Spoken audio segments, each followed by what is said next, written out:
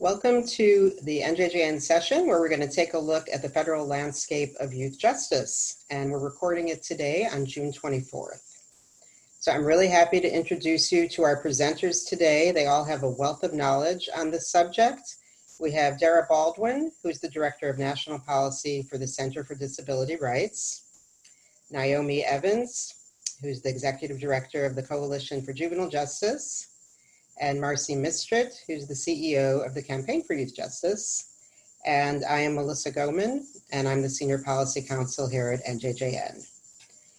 So we're going to get going. There's a lot of movement that's been happening on the federal level on issues that impact youth. And I'm going to have our presenters each start to kind of lay the groundwork of where we are today. So we'll start with Marcy Mistrit. Oh, thanks, Melissa and NJJN. As Melissa said, I'm the Executive Director of the Campaign for Youth Justice, and it's our mission to remove youth from the adult criminal justice system. At the federal level, the hat that I am wearing today is one of the steering committee members at the National Juvenile Justice and Delinquency Prevention Coalition, or NJJDPC. And this is a very wide collection of stakeholders in the youth justice movement. We focus on current issues that are going on at the federal level, both regulatory and legislatively, and there's about 300 people that are following us or are part of that coalition. So I will be talking the macro piece outside of the Juvenile Justice and Delinquency Prevention Act, but what exactly other opportunities there are for youth justice reform at the federal level. Great. Thanks. I think Naomi was going to go next. Sure. Thanks, Melissa, and thanks for everyone who's with us today. I appreciate the chance to talk with you. My name is Naomi Smoot-Evans. I'm the Executive Director of the Coalition for Juvenile Justice. We are a national organization with a network of close to 15,000 folks across the country. Our primary membership are state advisory groups, and those are governor-appointed bodies in each state and territory that are set up through the Juvenile Justice and Delinquency Prevention Act. They're charged with carrying out the core protections of the JJDPA and making sure that our systems are moving in the right direction. My other hat that I wear at the federal level is co-chair with Marcy of the Act for JJ campaign, which is more than 100 national organizations that are working to improve the federal juvenile justice systems and federal juvenile justice landscape. Great. And for those that are NJJN members, we are a part of Act for JJ and NJJDPC. Next, we'll go to Dara. Hi, everyone. Peace and blessings. My name is Dara Baldwin. I'm the Director of National Policy for the Center for Disability Rights. The center is a CIL, a Center for Independent Living. It is one of the largest in the country. It's located in Rochester, New York. I'm their national presence, so I live and work in Washington, D.C. I have to say, D.C. statehood, D.C. statehood, D.C. statehood. Come on, here we go. And yes, so that's equity work, right? We need to have our equity in D.C. But on a national level, I do federal policy, but I also work in both areas of juvenile justice and criminal justice, bringing forth information and policy around disability rights, making sure that in juvenile justice, we use the ADA, the Americans with Disabilities Act, which celebrates its 30th anniversary on July 26th of this year, as well as the IDEA, which is the Individuals with Disability Education Act.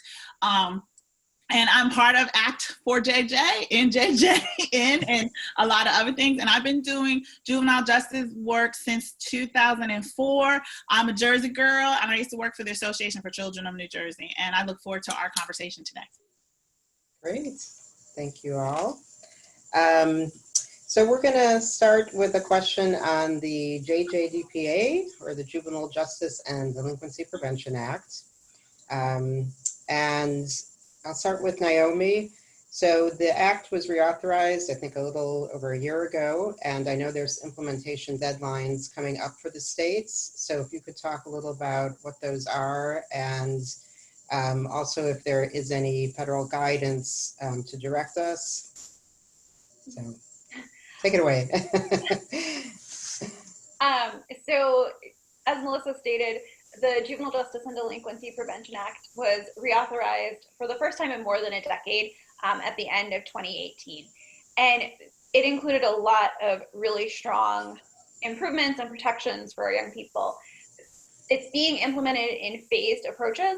I think the biggest key deadline to keep in mind is, and the biggest change to keep in mind, is jail removal for youth who are charged as adults. And I'm going to let Marcy talk a little bit more about that in just a moment. But we also know that at the beginning, at the end of this fiscal year, folks are going to need to have in place all of the new membership requirements that are included under Title II of the JJDPA. I think that's really critically important. It seems like it's a small thing, but it's a huge thing because it's sort of like, don't pass go, don't collect your $200. If you don't have those, all of those people in place, including experts on girls, experts on trafficking, experts on mental health, there's a broad range of folks who need to be on your state advisory group. But under the current interpretation, if you don't have every single one of those people in place, you don't get your money, which is $400,000 in a minimum allocation state. So it's a small thing, but a huge thing to keep in mind as we're talking about phasing this in. In terms of guidance, no. There has been no real guidance around any of the new actions that are required under the JJDPA. We at CJJ and the Act for JJ Coalition broadly have been trying to help states navigate as much as possible what these changes can and should look like.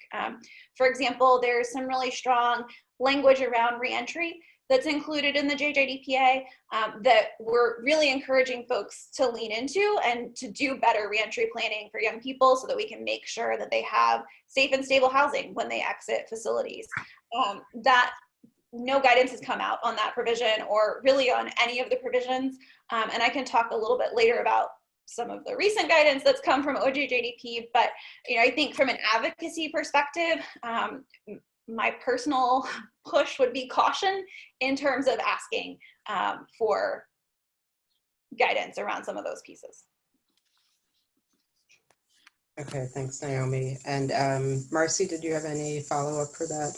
Yeah, I'll just real quick, for people who are new to the federal work, the JJDPA really is the cornerstone federal legislation that we have that not only protects children in custody, but really does drive children out of the deep end of the system and encourage states to build a continuum of care for children that is trauma-informed, developmentally appropriate, and built on promising or evidence-based practices. So I want to just remind us that to use this money becomes very, very important now as states are appropriately shrinking their system.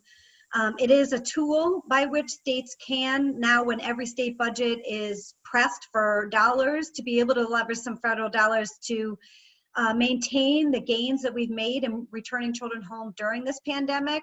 And so I do want to just focus a little bit on, what the 4 core protections are. Naomi talked a lot about it, but the first is the deinstitutionalization of status offenders. There is a valid court order exception that was added to that protection in the 1980s. Now there are a lot of limits. It actually is returning a practice that had become, instead of the exception, it was the practice that swallowed the rule, the exception that swallowed the rule. And now we are seeing that much, much fewer children are being held in the deep end in insecure care for status offenses. So that is there's real limits on it now, and that is a really important step for states who haven't fully eliminated the ability to hold children in detention for status offenses. The second 2 are closely related, jail removal and sight and sound provisions. Well, the guidance from OJJDP has always allowed children who are charged as adults to remain in youth facilities. This now requires that.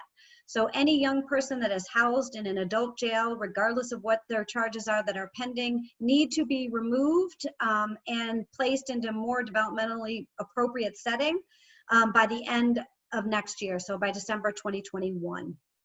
And that is a really critical thing. We know that adult jails are incredibly bad for all humans, but particularly for children who are oftentimes forced into isolation, who get no education or mental health services, very little rec services because of the sight and sound separation requirements, and very little contact with their families.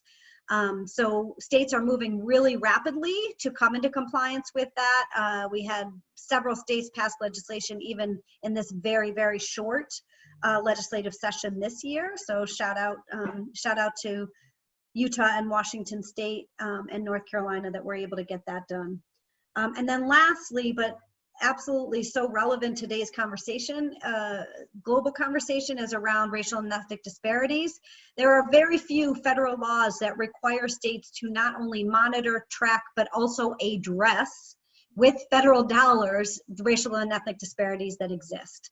And I would say, and Naomi said this very clearly earlier on a call today, is that the racial and ethnic disparities core protection, it actually undergirds all of the other ones. You actually can't get to deinstitutionalizing status offenders, taking young people out of adult jails, or keeping them sight and sound separated unless you actually are addressing racial and ethnic disparities. So this is a real opportunity to leverage a federal formula grant to do some really critical changes in the youth justice system and keep children at home in their communities and families where we know that they do best.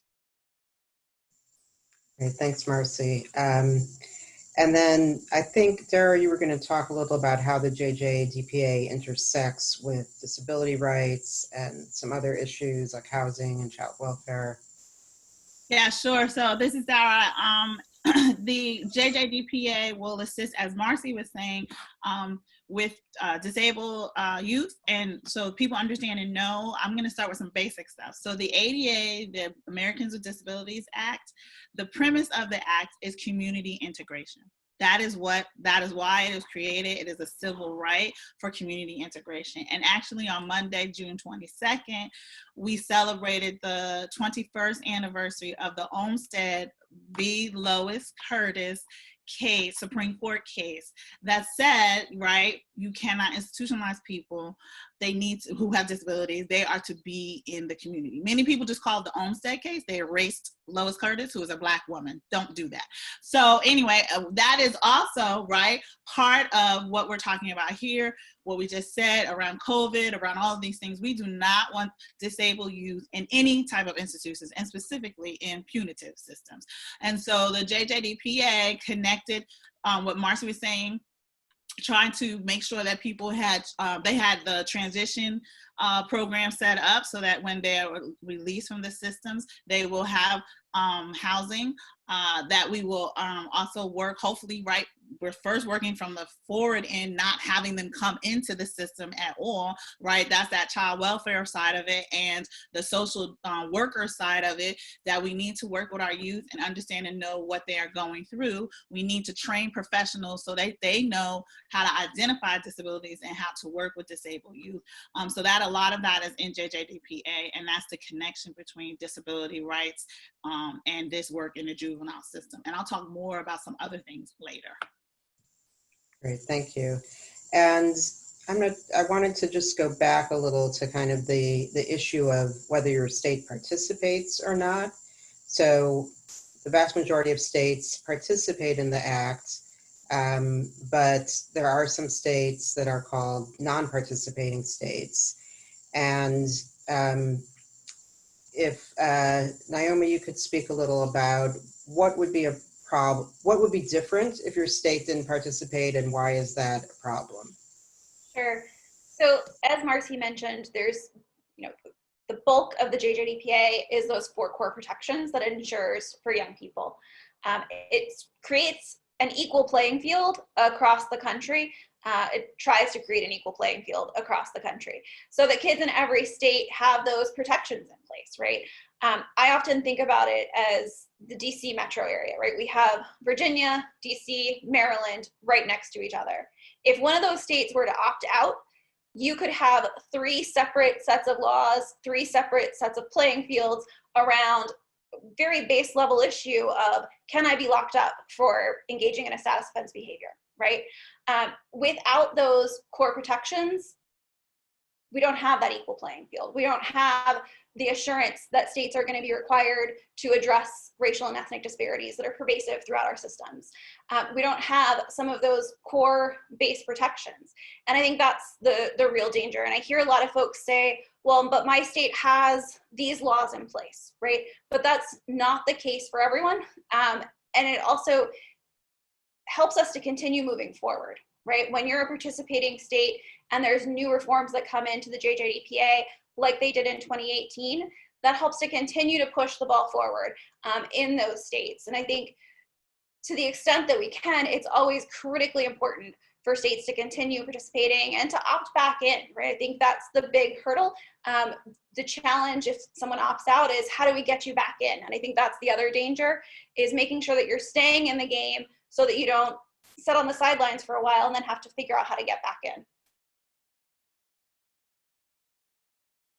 Great, thank you, Naomi. And if anyone has questions on whether their state participates or not, please feel free to contact NJJN. Our email's up there, and we can answer or we can direct you to Naomi or Marcy to give you more information. So I want to move on to talk a little bit about the Disability Integrations Act. And I think, Dara, you were going to talk about where that is now in the legislative process and how that could help young people.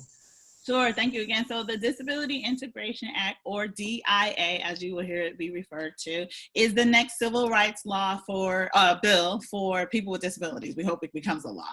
As I was just explaining before, with the ADA, Americans with Disabilities Act, and the Supreme Court case of Olmstead v. Lois Curtis, which connected Title II of the ADA to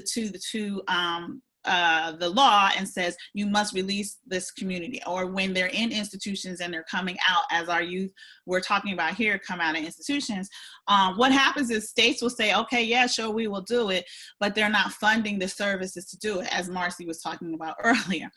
So therefore, when we want youth to come out of institutions, and it's written in the DIA, all institutions, right? Not just nursing homes, but all institutions, any punitive centers, any detention centers. And when they come out, what this will do is fund what they need to live in the community.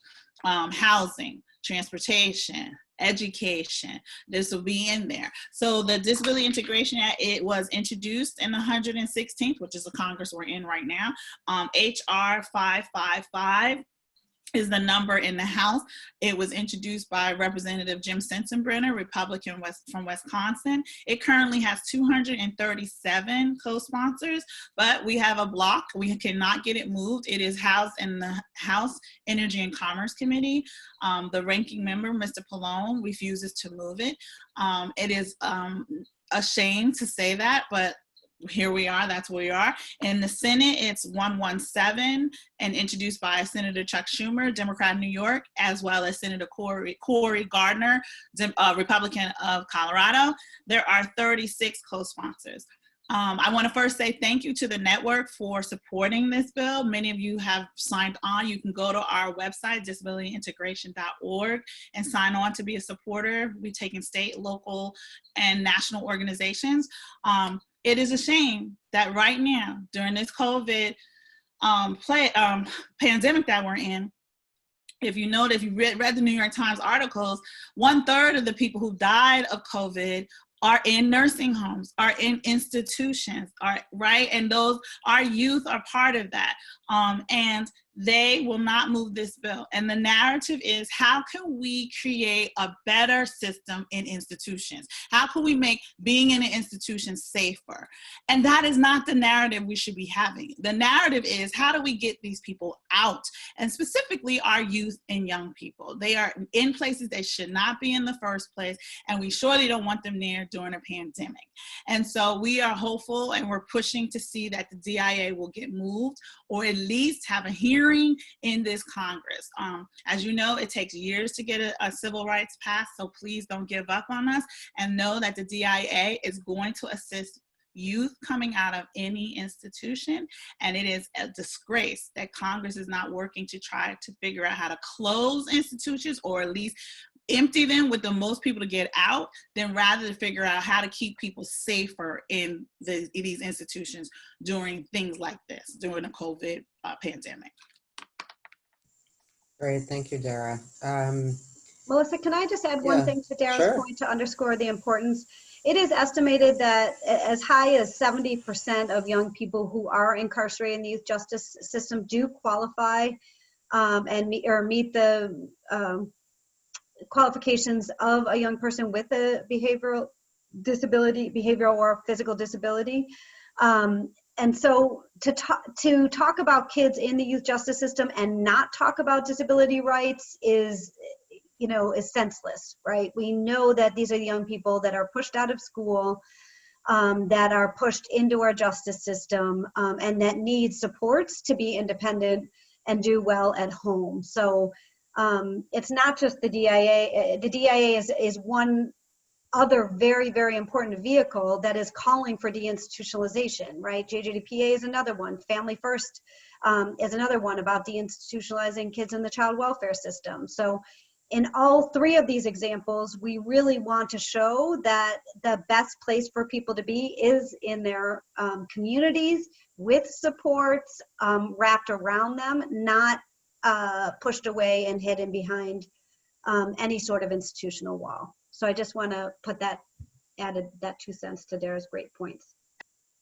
That's a great point. And we probably already mentioned this, but in case we didn't, with the JJDPA, that also helps kids to be out of the system, either keep them out or once they're out of an institution to give them funding for the services and things they need in the community. So that's what we're all focused on. So anyway, a lot of this takes funding, so I'm going to transition to talking a little about the appropriations or funding process in the federal government. We're really at the cusp of digging into it for fiscal year 2021, and I'm going to turn it over to, is that you, Dara? Yes, to give us a timeline. Okay. So I'm gonna give the framework. So right now the appropriation season has started, which the appropriations is for fiscal year 2021, which officially starts October 1st of this year, well, of next year, right? So they do a year advance, they're trying to anyway. On the House side, they are steadily moving forward with the packages. So you have labor HHS is being written, where some of the programs we're talking about fall in. That's labor, health, and human services, excuse me, with my acronyms. And then you have criminal justice appropriations, which has not really, it's not done yet, but it has to be done quickly and soon, because the chairwoman over there is saying that they will have their appropriations done by no later than next week. Which I find amazing. Many of us are saying, I don't see that happening because, right, we had the CARES Act around the COVID and you got all this money going here and you haven't had these real good conversations. Now, all of the asks have supposed to be in, and so we're in negotiating mode about where funds will go on the House side. On the Senate side, it's a little different. So appropriations has to start in the House first and then goes to the Senate. Also, I will say it's really interesting, not in one conversation that I've seen has anyone used the president's budget. So that's a good thing because they didn't even use it as a guide, which is a good thing for us. So, and Naomi, and then we'll talk about specific numbers for you in a minute. And then on the Senate side, the chairperson, which is Mr. Shelby, Republican from Alabama, he's very territorial, and he is moving slowly. He's starting the first markups on July 7th. I don't see that happening either, because now they're slowing things down around the policing reform and what's happening there, which we'll talk about in a few minutes. But supposedly all appropriations will be done before the third week of July. I don't believe that because of all the things that are happening in our world, just, pandemic, using electronics. People are not on the Hill. The Hill is closed. Sorry, Congress is closed to people unless you need to be there. And then also we are in the middle of an election year. this, right? Congress is using, there's a whole lot of days that they're not here. They are in recess and they're home doing town halls and running for office. So we'll see how that goes. But please be ready when we need you to call and email to tell people we need to have our funds and get our programs funded. So Naomi, I think I'm passing it to you. Sure, yeah. I think just to underscore Dara's point, right? We need to be ready to be activated because there's gonna be some quick turnaround and also some slow turnaround, right? We are in a very unique moment. It's been many, many years since a budget has been passed on time at the federal level. So, you know, that October deadline, folks want to keep it, but is it realistic? Is it realistic to be holding to that date? But I think Melissa and NJJN do a great job of getting activations out to you all, making sure that you know when to stay engaged and how to be engaged. Keep an eye out for your Twitter Tuesday and Twitter Thursday activations so that you can get in touch with your members and let them know how important this is. You know, we've talked about Title II already, but there's also Title V of the JJDPA, and that creates local funding streams. It's really broad range of programs that are allowed under the reauthorized version of Title V. It's everything from helping mom learn how to be a parent when she brings her new baby home to after school care for and tutoring for a kid who might be struggling in high school. And it runs the broad spectrum. And it's really intended to do local programming. So it takes into account that no two communities are the same and different communities' needs are going to be different. That for the past 5 years has been completely earmarked, right? So it doesn't actually get to the local communities and the local programs that it's intended to. And that's why this appropriations process and your engagement in this appropriations process is so critically important. So you can share with your member, hey, this program is new, this program has been changed around, we need it to do what it's supposed to be doing. Juvenile justice programs as a whole, just to put it in context, since 2004 have been slashed by more than 50%. A large part of that is the loss of the Juvenile Accountability Block Grant Program. It was a broad-ranging program that let folks do a lot of interventions, right? The new version of that that's on the Hill right now specifically does not permit those funds to be used either for law enforcement or prosecutors. So it's a great funding source that we need to get back in terms of both appropriations and in terms of reauthorization. It's H494, it's passed the House, it hasn't made it out of the Senate yet, or it hasn't been taken up in the Senate yet. But that program, you know, when we're looking at alternatives to policing, when we're looking at community-based solutions, JBAG and Title V are really great funding sources. Title II, as Marcy mentioned earlier, is a resource for states to use to get kids out of the justice system, to fund intervention programs, after school programs, all of those programs that serve youth. And one of the big struggles that we had in terms of the reduction in appropriations in recent years was that we weren't reauthorized, right? So it was always this struggle bus to get the House on board to give anything, because there was this, you know, we don't need to fund you because you're not an authorized program. Similarly, President's budget for the past several years has not been kind to JJ. It has obliterated JJ funding every year that it's been put forward. But as Dara mentioned, it's become, you know, one of these things that folks just sort of ignore.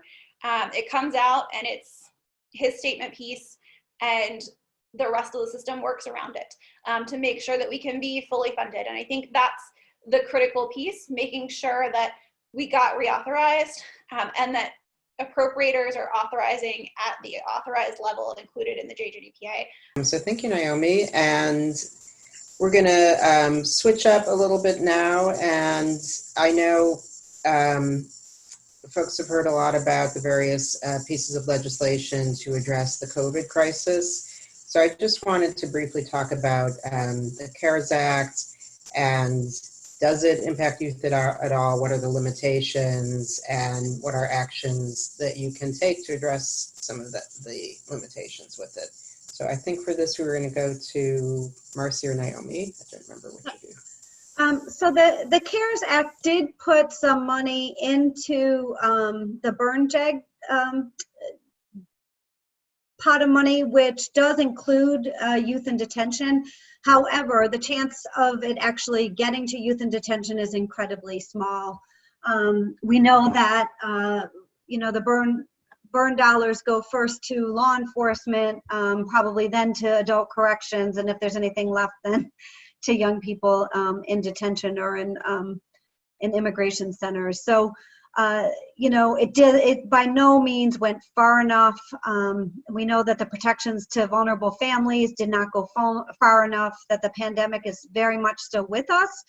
And if young people come home, we need to be ensured that they have the supports that they need to be successful in their families. So the CARES Act, was a very minimal first step. I personally do not know yet of a juvenile justice agency that benefit from those funds.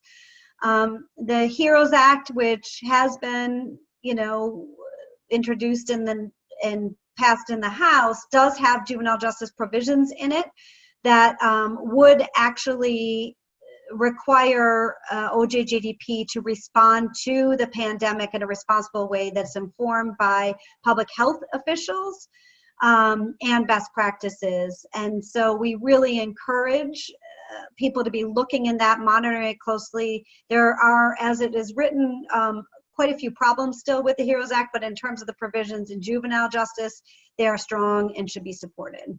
I don't know if Naomi or Dara want to add to that. Yeah, I mean, just to add to that, I think that HEROES in particular, on the youth justice side, encourages de-incarceration, encourages getting our kids back home in the community where they belong, where we know they're safer in this moment, right? When we've seen COVID enter facilities, it's become widespread very quickly.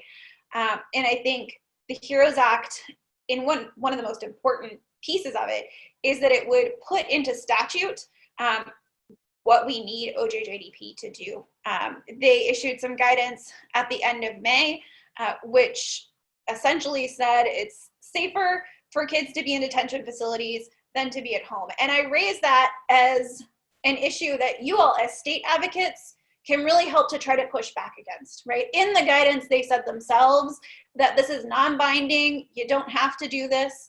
And many states, most states, are not doing that, right? We've seen dramatic reductions in incarceration populations among youth during this period. And I think it's a real opportunity for advocacy to continue that momentum forward and to make sure that folks don't start thinking of detention as the safer alternative, because science tells us that's not the truth, even in the best of times. That we don't start losing the gains that we made during this moment, and that we realize we don't have to go back to business as usual. Why were we ever doing business as usual in the first place? That's a great point. Thank you, Naomi. And are there any other pieces of federal legislation that we should be aware of that are would possibly have an impact on youth? And I think for that, we were going to either Marcy or Naomi, but whoever wants to answer. I can get us started. I think one of the big pieces here is H494, the Tiffany Jocelyn Juvenile Accountability Block Grant Program that I mentioned earlier. With a limited calendar left in this Congress, I think we need to really be looking to things that have already shown some movement.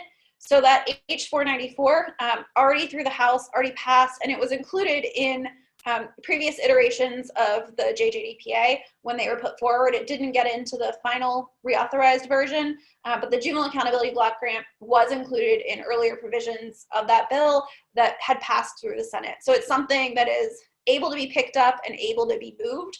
And that, as I mentioned earlier, great alternatives to incarceration, alternatives to use of police, and alternatives to the use of prosecutors. And I think one of the other big things that CJJ and Act for JJ have been working on for many, many years is the elimination of the valid court order exception. We had really hoped that that was going to be part of the JJDPA reauthorization. Unfortunately, it wasn't. It was the one of the main sticking points in the bill that took so long to get it through the legislative process. But I think now we have a real opportunity to finally phase that out. And for those who may be newer to this work, the valid court order exception, as Marcy mentioned earlier, was really the exception that swallowed the rule. It enabled judges, if I had been before the judge before and she had told me, Naomi, stop running away from home, and then I ran away from home again or engaged in some other status offense behavior that's illegal only because I haven't yet reached the age of majority, I could then be put in detention because of that. And our hope is that we can get rid of that and make sure that, you know, the JJDPA has its intent carried out. It was never meant to be able to be used to lock up kids with status offenses behaviors. That was one of its very first core protections. And our hope is that we can get a legislative fix to that as well. Great, thank you. I just want to, Melissa, I just want to add a couple more. These are still really important pieces of legislation. They haven't moved as far, but I think that they are critical. There's been definitely briefings on them, and we're fighting still to have either a town hall call about youth justice or a hearing on it in the House side. But the Justice for Juveniles Act, HR 5053, that was led by Marian Scanlon out of Pennsylvania, does eliminate the Prison Litigation Reform Act for youth, and that is incredibly important because the requirements of young people, the administrative hoops that they have to jump through in order to have any right of suit for harm caused is incredibly high for adults. And those same standards apply to children. So when we're thinking about children with disabilities who might have a hard time understanding those administrative processes or self-advocating in a way that meets all of the requirements, it doesn't make sense that the PLRA applies to children. And then there is a End Debtors Prison bill that was led by Tony Cardenas from California.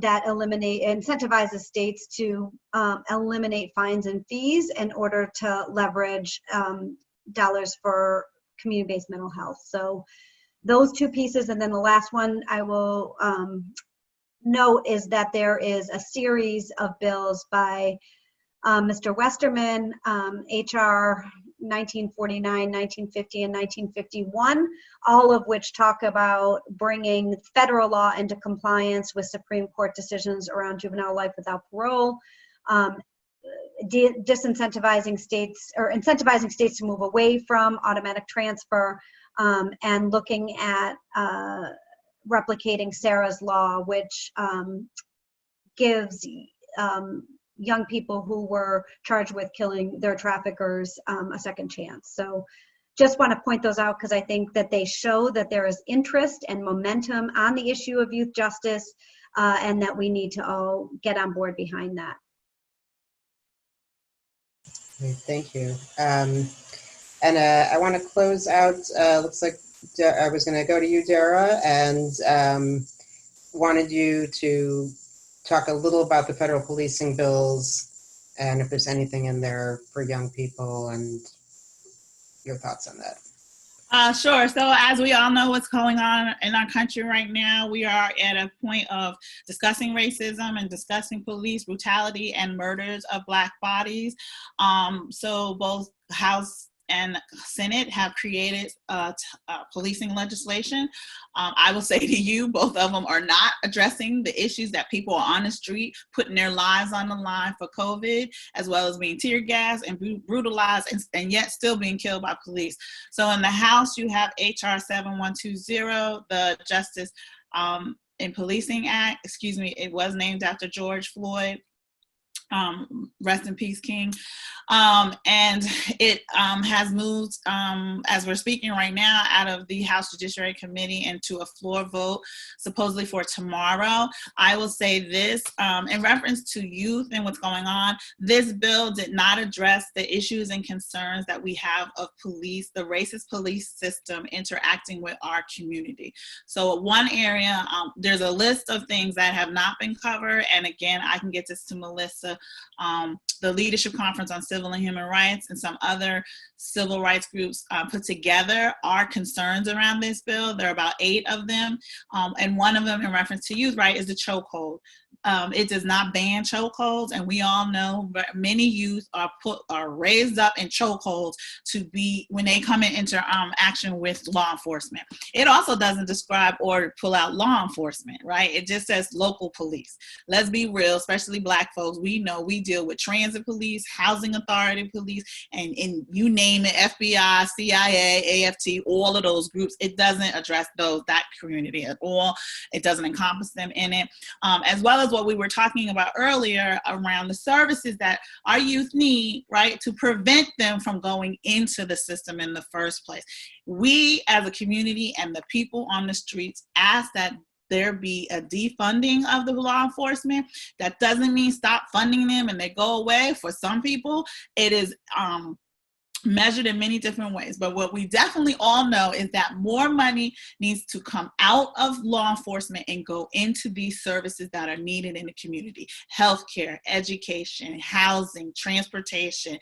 Those are the things that our communities need, and specifically our youth, right? Because they are not being educated the way they should be. That is not done in this law, in this bill, nor is the fact of eliminating and erasing SROs, school resource officers, in the school systems. That is not addressed at all. And we all know, right, from Push Out, Monique Morris, yes, thank you, from all of the work that has been done around the country, we know that the safest place for a child is supposed to be school, and it is not. When you have law enforcement, does not belong in school systems, and it doesn't address that, although this is what the community is asking.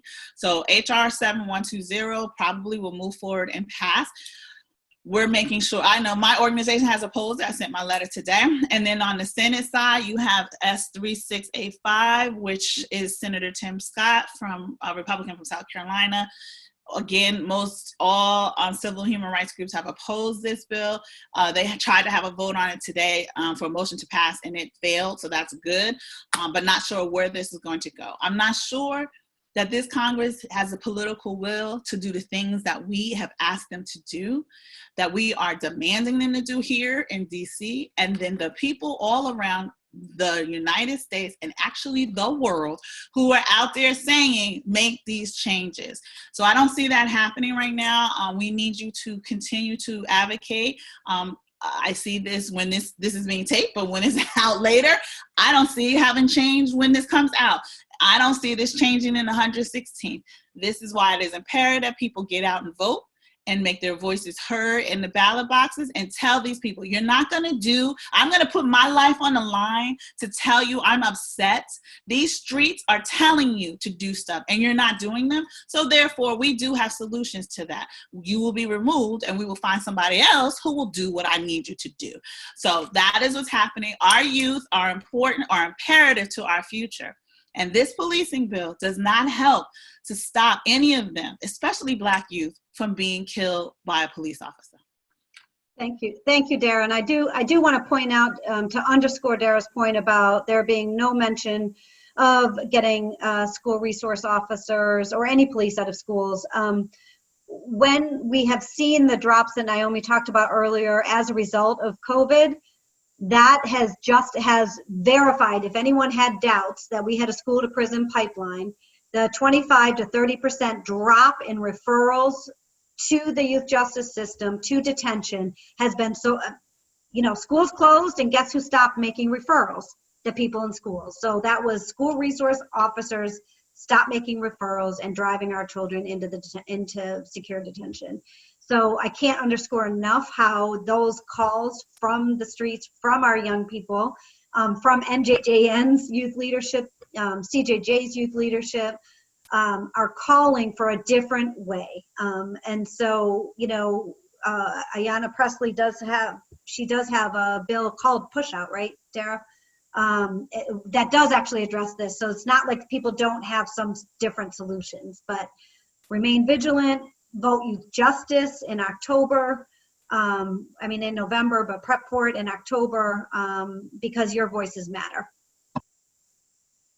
Great, thank you. Well, that's a great way to end, and I really want to thank all of our presenters. This was really helpful. This is being recorded a little bit before our session airs on July 10th. So as Dara said, some of these, especially the policing bills, might have moved, but unfortunately we're not expecting much change in substance. So please keep vigilant, and there are some good bills, and we will let you know about them so you can make your voices heard. So thank you, everybody, and we will be in touch. Bye-bye. Thank you. Peace and blessings, everyone. Thank you. Thanks, Melissa. Thank you, Melissa. Thank you, Naomi, Marcy. You too, Dara. Naomi. Thank you, everybody.